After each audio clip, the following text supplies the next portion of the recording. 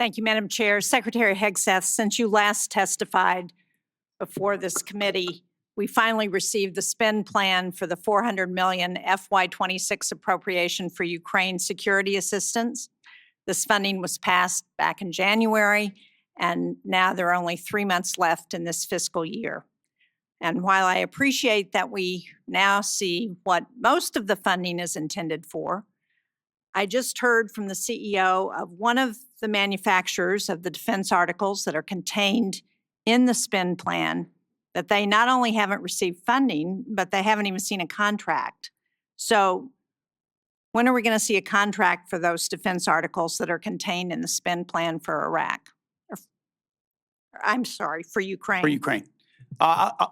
Senator, I'll have to get back to you on the specifics of the timeline of that. I'll talk to our policy shop as well as the EUCOM commander to determine where that's at. Well, you've told this committee that you've barely spent half of the $150 billion in reconciliation funding.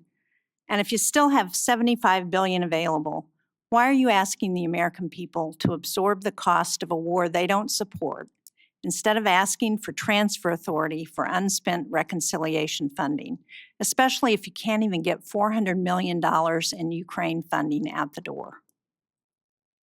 As I mentioned earlier, Senator, that money from the One Big Beautiful Bill is otherwise allocated to the rebuilding of our military with priorities of the president like Golden Dome for America and hypersonics and other munitions investments that we made up front as we tried to adjust the Biden budget into an America First budget. And so reallocating that away from those priorities is robbing Peter to pay Paul. Those are allocated to rebuild. But my point is, and ultimately we're committed if you can't to spend this it year's on agenda. a timeline that makes sense, why do you need to come back and ask for more money? Wouldn't it be better to spend money that you already have? And one of the things I noted was, or at least I think that this supplemental doesn't include funding to repair damage to our bases or to our military infrastructure in the region.